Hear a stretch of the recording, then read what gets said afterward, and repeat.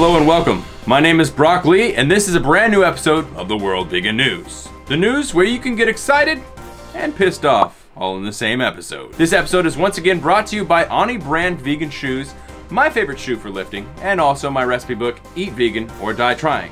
If you want to support these episodes and you enjoy them coming out, consider becoming a member of the channel or getting my recipe book to support and help us upgrade the channel. We're currently saving up for a teleprompter. We're about 11% of the way there. Now let's get into the biggest story of the week that's getting massive attention across the globe.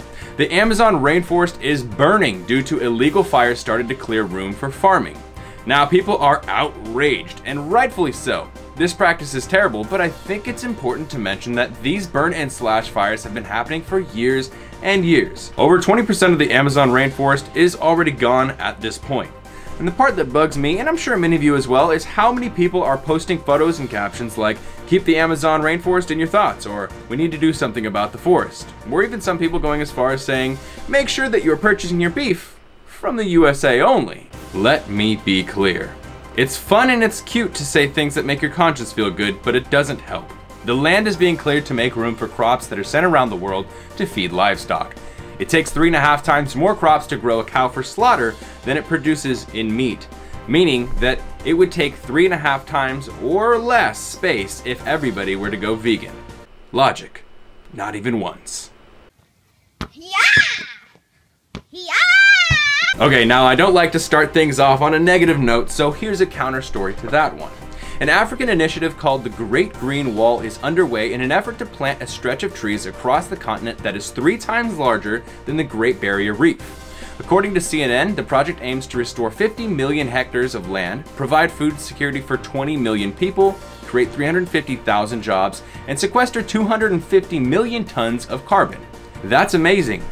Everyone else in the world, take notes. Next up, I'm sure you've already heard of this, and if you're not, then you must be living under a vegan rock somewhere. KFC is launching a Beyond Meat vegan chicken, and testing happened in Atlanta. The store sold out in just under 5 hours and sold more than they sell of popcorn chicken in a full week. KFC will be considering a national rollout, all depending on the reviews that people gave while they were there, and everyone so far is ranting and raving about how good it is, even Snoop Dogg. Put something together, bring it over here, let me sample it so I can go on Instagram and let everybody know how good it is. Let's see if this thing is finger licking good. Thanks to the kernel. Don't be last, be first. Tell them Snoop Dogg sent you. So it looks like KFC is going to be having a vegan option everywhere pretty soon. Would you eat it? In another piece of major adoption news, Yelp, the app, rolled out its new version for its 15th anniversary, and they launched a new vegan filter option. This is huge as Yelp has over 77 million monthly users, and with buzz around plant-based options at an all-time high right now, people will be quickly looking to find more plant-based options around them. That's a win in my books. What you gonna do? What you gonna do? Moving forward, 21 million Americans plan to ditch meat this year, a new study finds. And apparently the other 79% of them are still too drunk to make the choice. Hey!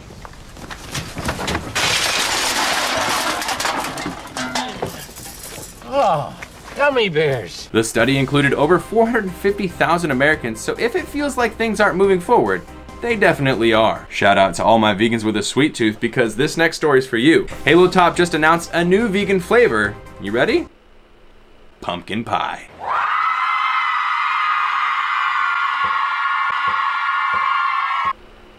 Terrifying. According to the statements, it looks like this new flavor of Halo Top will be rolling out in the beginning of November, so keep your eyes peeled. Next up, I almost feel like we should have a lab-grown section to the show, because it seems like almost every week some scientist somewhere is all like, well, labs are working on growing chicken, red meat, and cheese.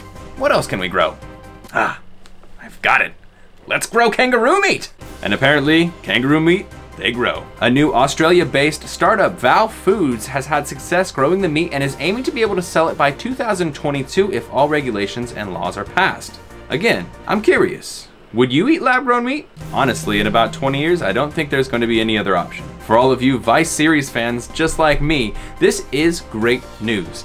Famed foodie Eddie Kwang goes vegan in response to the Amazon rainforest fires. I'm going to go vegan because it takes 20 times less land to feed a vegan than a meat eater, and over 90% of the land cleared in the Amazon rainforest since 1970 is used for grazing livestock.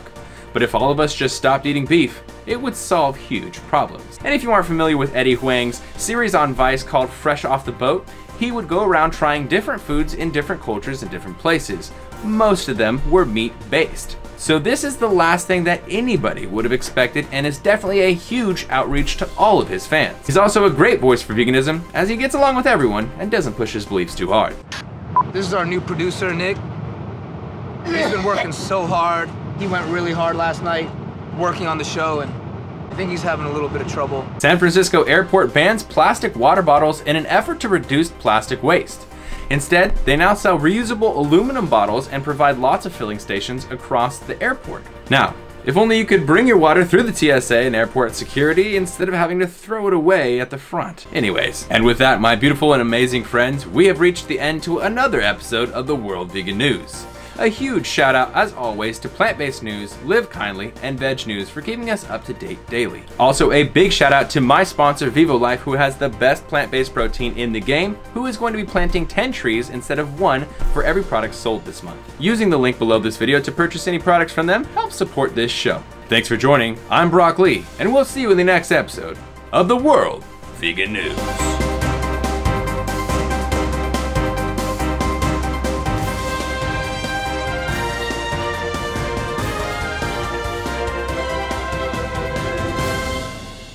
Well, thank you guys for joining me on the World Vegan News. A little bit of a shorter episode today because I wanted to leave time for this part after the episode to talk about if these new vegan fast food options are actually truly vegan. And the argument that you'll see with this new KFC one, you see this every time a new fast food restaurant opens up an option, but the one with KFC right now is that they fry the Beyond Meat, you know, vegan chicken in the same oil that they fry everything else in. So henceforth, it's not vegan and you shouldn't get it.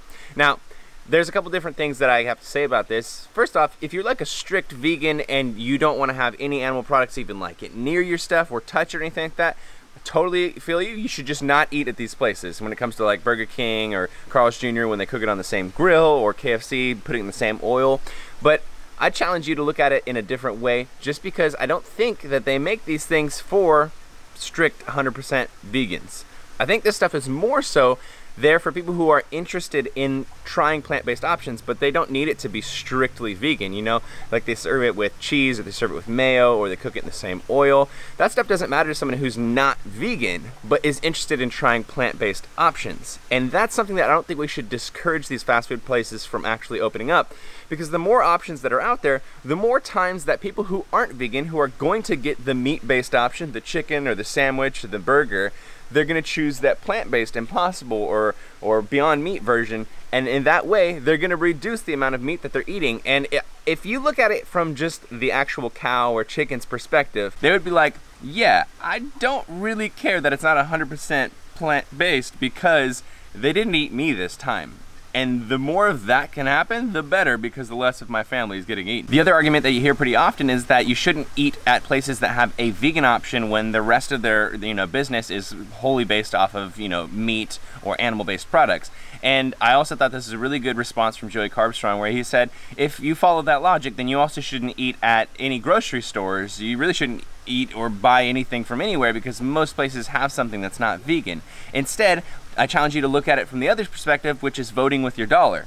Yeah, sure, KFC, 95% of the stuff they're making is real chicken, but if everyone starts eating that Beyond Meat, then they're gonna be like, let's open up a few more Beyond Meat options. Let's open up another half menu for vegans. And if they think that they're leaving money on the table by not opening up more plant-based options, they'll open up more plant-based options. So that's kind of how I feel about it. I think ethically, there's no difference if it's cooked on the same grill as the animal-based one. It's not like they cooked the animal-based ones because you bought the plant-based ones. No, you're still eating a plant-based one instead of a beef one or a chicken one, and so you're not contributing to that animal's death. And so really it just comes down to personal preference and health. And of course it's not healthy to eat animal fat and stuff like that, but it's also really not healthy to be eating KFC all the time or burgers from Carl's Jr. and whatnot. And there's ways around it. You can just not eat it, or certain fast food places can prepare it in a certain way. Instead, I think we should be really stoked and encourage fast food companies and everyone just to open up plant-based options, and even talk about them on our channels. Even if we're not going to eat them, talk about them and let people know about them, because people who aren't 100% plant-based will still choose these options, and that will help a lot. Finally, will I be eating these? No. I'm going to get it probably one time to do the taste test review, and then I probably won't be eating it very often. Even even when I wasn't vegan. KFC, not my, you know, not my spot of tea, is that a thing? Because it's just like really, really fatty, a lot of like unhealthy calories that I don't really want, and I never really liked KFC too much. So for me, I'm not gonna be eating very often, but I wanted to say all this just to say that I encourage these options that open up. I think it's a great thing, and I think we should all look at it in a different perspective. I would love to hear what you have to think about this. If you enjoyed this episode of the World Vegan News, make sure you give it a big old thumbs up, let us know in the comments below, and subscribe if you're not subscribed already. Team Beyond the Week, CT. Lift heavy or die Myron, motherfucker. Team Beyond the Week. CT, lift heavy or die